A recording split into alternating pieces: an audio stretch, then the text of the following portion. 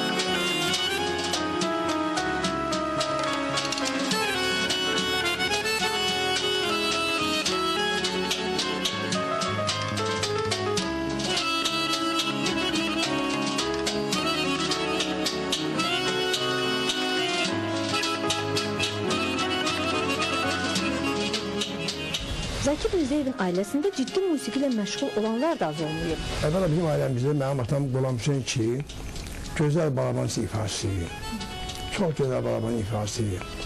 Hətta rəhmətli balabanın çox böyük ustadı, əməkdar artist Bəhruz müəllimi Zeynalov, Ələkbər Əsgərov.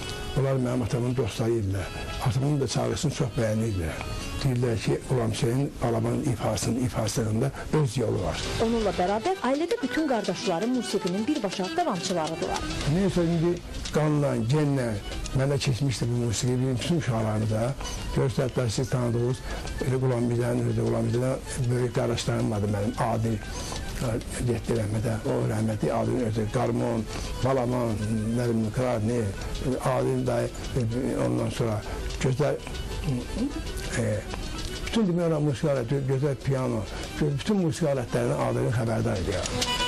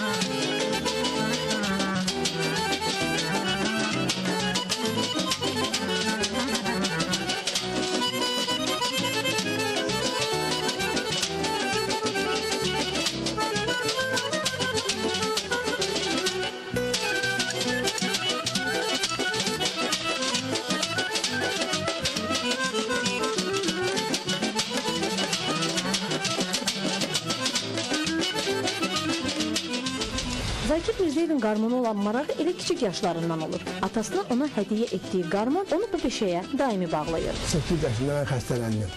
Xəstələndim, qıdırsa xəstəliyi deyirlər, uşaqlarda olur, qıdırsa. O xəstəlikdən mən nə yedim, nə içirdim, qızdırmam, təbim qalxmışdı 41-42-yə. Atanın ananın ilk evladı olduğum üçün də hamısı mənim üstündə əsirlər. Atam da dedi, oğlum, sənin üçün bir də əlində bir gün evə nahara gələndə işdən, əlində bir bağlama getmişdi. Atam bilirdi mən qarmonun əvəşarıyam. Bir bağlama getmişdi. Dedi, bax, çörək yükün, bu bağlamanı mən açacağım, göstərəcəm. Sənin həyatında ən sevdiyin, ən istədiyin bir şey sənə almışam mən. Amma adını demirəm. Yiyir sonra. Mən də bir an yarımsıq yiyə ki, bağlamanı açdılar, baxdım, gördüm ki, xınıya rəngində sol tərəfində 3 nə dil. Sağ tərəfində 12 dilli qazdan bıraxan qarmonu mənə atam alıb gətirdi. İnanın mənə, o qarmonu mən o vaxtında Heybagörü rəqsi dəbdi edir. Heybagörü rəqsinin hansı pərdədə başlayıb, hansı pərdədə qutarmasını artıq mən hafizəmdə, o təfəkkürümdə yer eləmişim məndə, bilirdim. Mən qarmonu götürən kimi sevincimin ədud yox idi. Mən başladım Heybagörünü birbaşa çalmağa.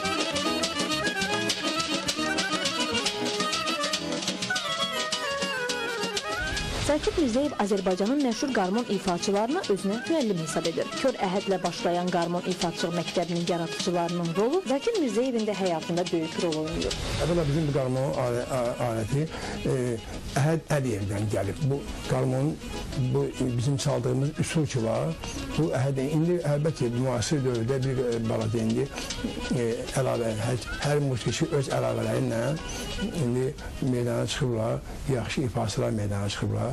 Lakin mənim həm yaşlılarım, mənə qədər gələn həm yaşlılarım, mənim özüm də rəhmətli Əhəd Əliyevin böyük həvəskarı olmuşlar. Əhəd Əliyevin ən gözəl tələbələrindən olan Teyyub Dəmirov və Məmmədə Ayev. Onlar qarmonun nəinki Azərbaycanın özündə, hətta yaxın elə bir gözəl ifa ediblər ki, hətta yaxın şərq aləmində qarmon yayılmışıq.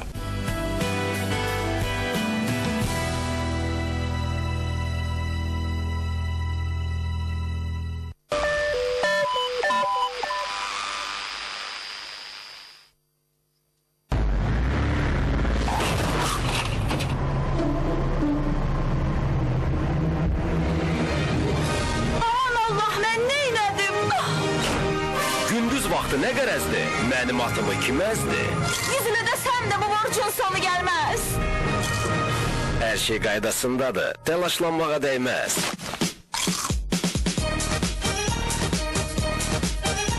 Yeni Xrustim, dadı da tamı da yerində. Tələsin, səhər yeməyinin vaxtıdır. Bəli, uşaqların sağlam və xoşbəxt böyüməsi üçün səhər yeməyi çox vacibdir. Hər səhər mən onlara Nesvik kakao çikisini verirəm. Tərkibində düzgün böyümə və inkişaf etmək üçün vacib olan D vitamini, dəmir və zinki birləşdirən OptiStart yeni kompleksi sayəsində südü daha da xeyirli edir. Yeni Nesquik OptiStart, hər səhər. Nesle keyfiyyəti. Qaqaş, al götür. Zirveye aparan yol çok uzundu. Ay sağ ol. Çinler iştahat korkma. Yüreğinden olmaz. Cuma geç. Bu yolda həmişə doğmalarımızın dəstəyinə ehtiyac var.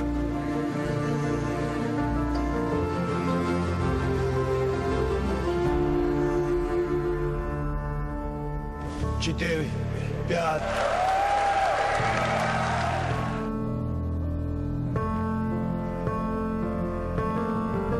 Her şey yanınızdadır. Onların her bakışı, her sözü, mesajı, zengin.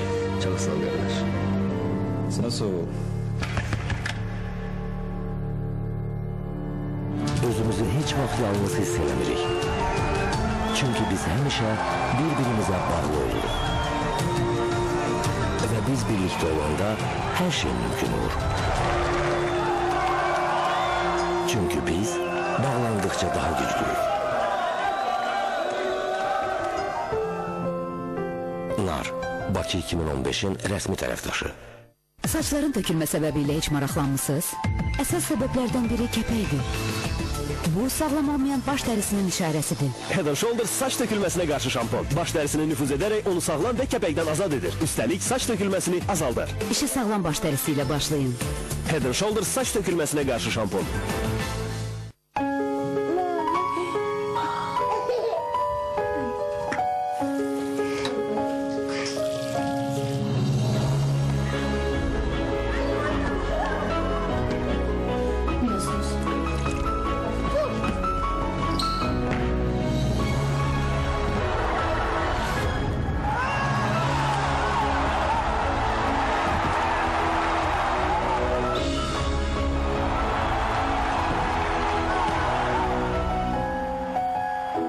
Üçün o hər şeyin yaxşısına layiqdir. Procter & Gamble, Bakı 2015-in rəsmi tərəfdaşı. Uşaqlar, xəbəriniz var? Bala dili 10 yaşını qeyd edir. Hamı möhtəşəm şənliyə hazırlaşır. Şənlik mayın 31-də Amazon əyləncə mərkəzində keçiriləcək. Şən klonlar, sevimli nağıl qəhrəmanları, fokusçular, məşhur müğənnilər də burada olacaq. Şənlikdə əyləncəli müsabiqələr, uşaq defilesi, fotosesiya, möhtəşəm tort da olacaq. Qonaqları sürpriz hədiyyələr gözləyir. Sən də şənliyimizə qatıl. Bala dilinə abunə ol, dəvətnamə qazan bizimlə birlikdə. De, gül, əylən. Əlaqə nömrəmiz 492 92 21, daxili 208, mobil 050 256 74 24. Əyləncəli və bol hədiyyəli şənliyimizin baş sponsorları Amazon Uşaq Əyləncə Mərkəzi, Min Bərəkət, Halal Nemət, ət və ət məhsulları, Atena süd və süd məhsulları, Kids World, Uşaq Geyim Mağazalar şəbəkəsi, Nesquik, Flick Flag, təşkilatı dəstəkçimiz isə Edelweiss Gül Salonu, Can Un məmulatları, Oyal Dəftərxana ləvazimatlarıdır. Uşaqlar, şənlikdə görüşənədək.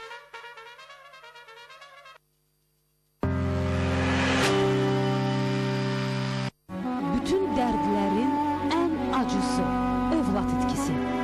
Düşmənə belə arzulanmayan dərd. Ölümü belə getdi, budur belə. Onu yaşamağa və mübarizə aparmağa məcbur edən kimdir? İnanmıram ben, bu uşaqların itkisinə inanmıram. Bu bazar 18:20-də Alın yazısında.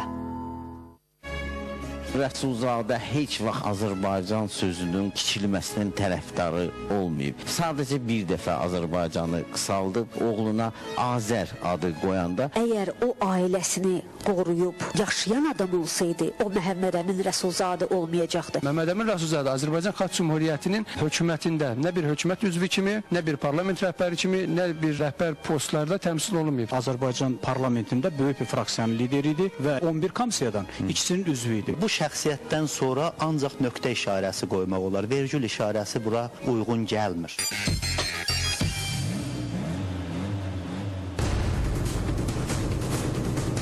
Emil Bədalov şouda ya qalacaq, ya gedəcək. Hər gün nə qədər dəstək olar. Anarı gözüm çıxdıya çalmışıq. Olduqca mürəkkəb bir mübarizədir.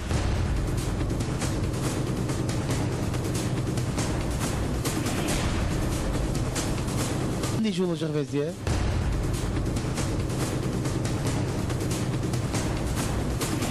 Maşın əldən getdi. Xalq artisti İlhamə Quliyevanın Afrikalı qız uşağını övladlığa götürmək istəyi bir mənalı qarşılanmadı. Birbaşa efirdə İlhamə xanım məsələ ilə bağlı çox açıqlamalar verəcək. Maşın şouda aləm bir-birinə qarışdı. Mehriban Xanlarovanın şoudan uzaqlaşdırılmasından sonra o günə baxanda kimlərin əli qalacaq? Elgiz Əkbərin təqdimatında bazar ertəsi günə baxanda. 25 illik axtarış nəhayət ki bitdi. Kifayət anaya hansı xəbər veriləcək? Oğlunu itirib nəvə axtarışına çıxan Nisə xanım nəhayət ki görüş baş tutdu. Studiyada baş verənlər hər kəsi şoka saldı. Bu uşağın əsl anası kimdir? O uşaq mənimdir. Almaz xanım iddia edir ki, uşaq mənimdir. Bundan sonra nə etmək istəyirsiniz? Ləmanın bir də uşağın identitesidir. Almaz Nisə xanımın qarşısında hansı şərtlər qoyacaq? Sabah sən tək deyilsən də. Bu dəfə damar problemindən danışırıq. Ayağımızdakı damarları necə yox edək? Əməliyyat, iynə, yoxsa kremlər ilə? Aparıcı Lalə depressiyadan çıxması üçün hansı əməliyyata üst tutdu? Stilist Samiraldo hansı qadınları qəbul etmir? Bundan başqa, yoganın faydaları. Ayın 26-sı saat 2-də Elnarə ilə İncə.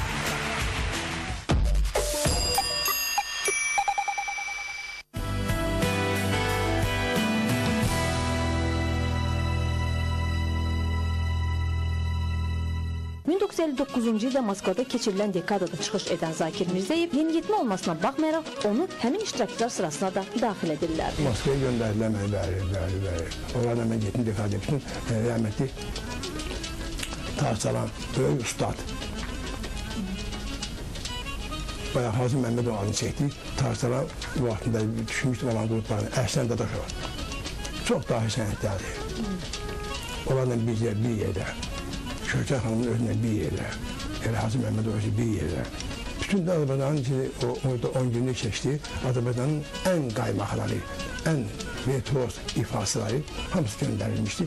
Mən də necə bir laureat kimi və mənə qayıtdı o vaxtında bir dənə söz dedi Əfrasiyə Bədəbəli. Dedi ki, Zakir, oğlum, neçə yaşın var? Dedim, 13.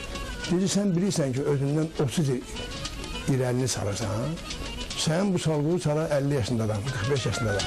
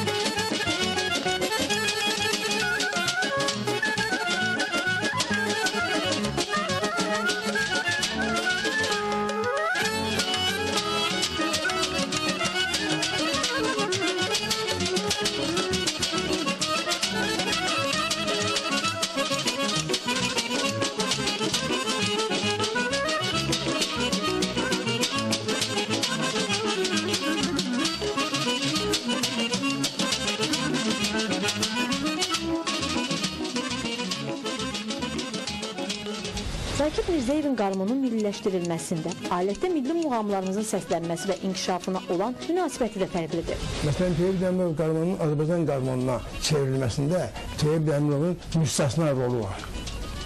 Mustafa adı Bakıda, Karpuşun adında. Aparıb onun evində işləridir. Qarmonun içərisində səs çıxardan tellər ki var içərisində, planka deyirlər. Onların yerlərini dəyişməyini eləmək ki, və bir də qarmon alətində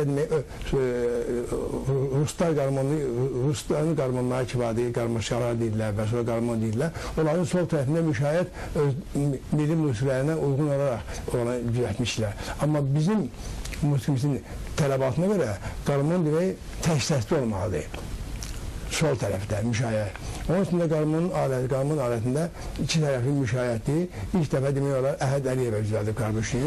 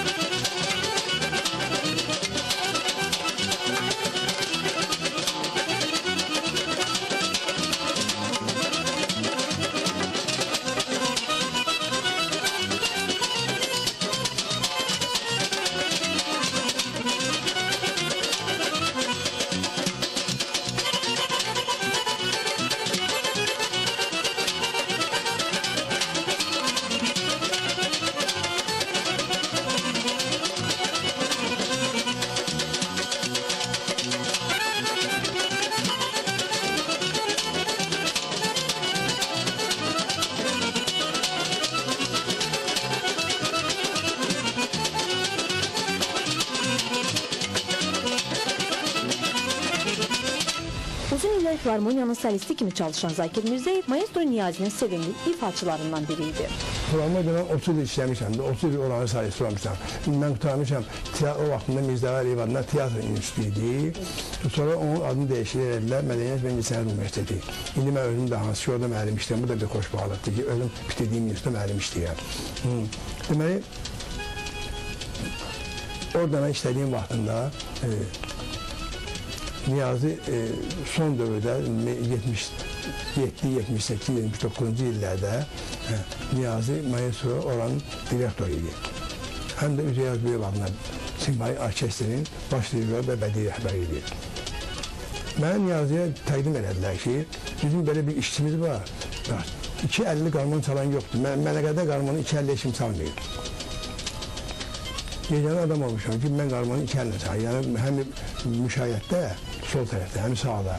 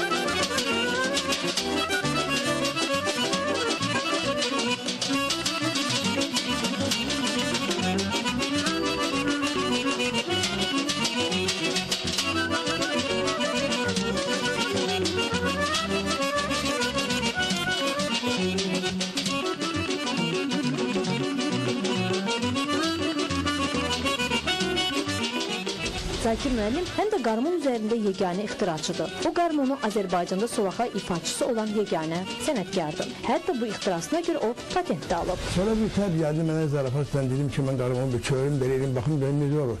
Elə bir ki, kitabı çörüm təhsinə qoyacaq. Baxdım görüm, bu da məndə əməl gəlir. Mən bunu təqdim edim buralara. Niyazi vaxtı Niyazi gözündən yaş gəldi. Dedi, bu ilahi bey dedi. Böyle bir şey yoktur. Dünyada virtüözlük aleminin en yüksek zirvesidir.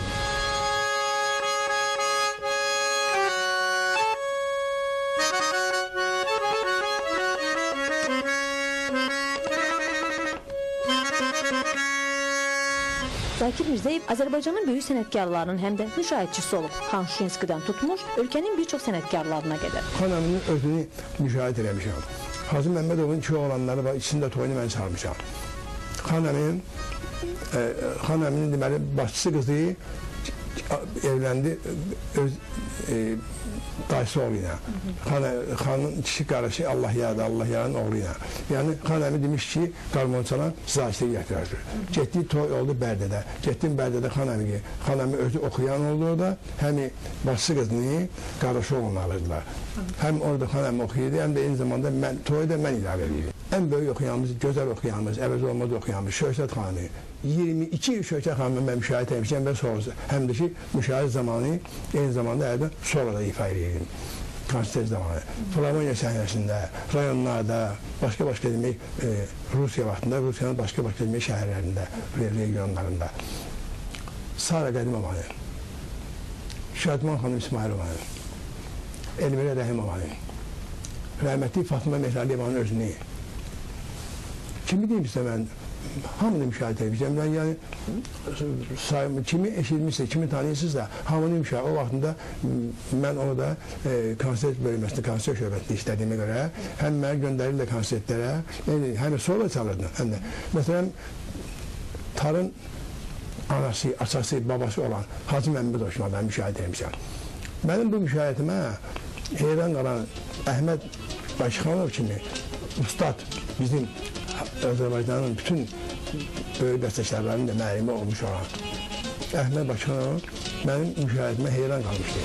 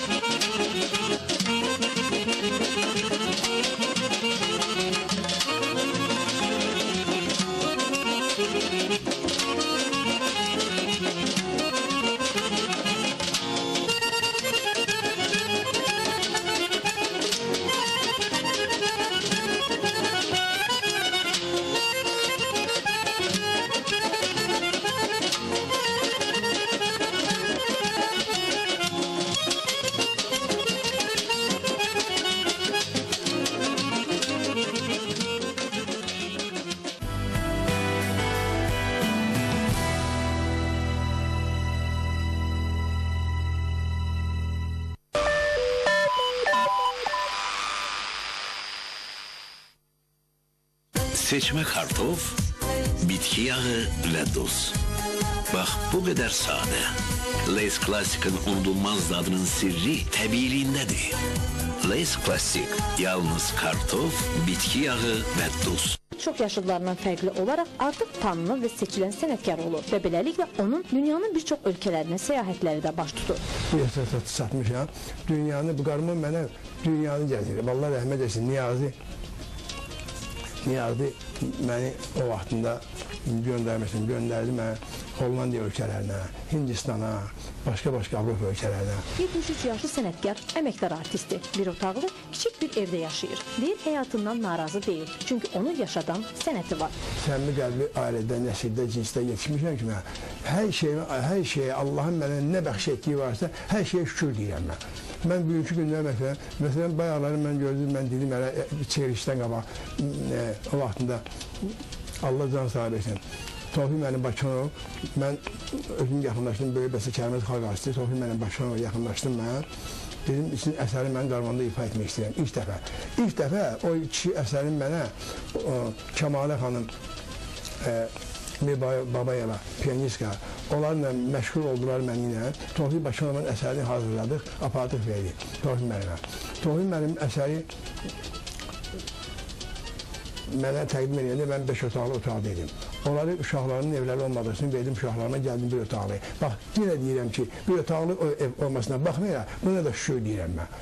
Şükür Allah, mən həyatımdan razıyam, Allah sizin hamınızdan razı olsun. Həqiqətən də belə bir şəxsin bugün musiqimizdə olması xəzinədir. Həm ifaçılığı, həm də musiqiləri ilə. 100-dən çox bəstələri olan Zakir Mirzəyev bu yaşında da dayanmadan çalır və çalmaqdadır. Titrək barmaqları qarman alətinin üzərindəki sanki ildırım surəti ilə hərəkətlənir. Bütün bunları yaşadan isə tək nə barmaqları, nə də alətdir. Burada həm də onun böyük ürəyi dayanır. Döyünən ürəyi ilə gəzişən barmaqları.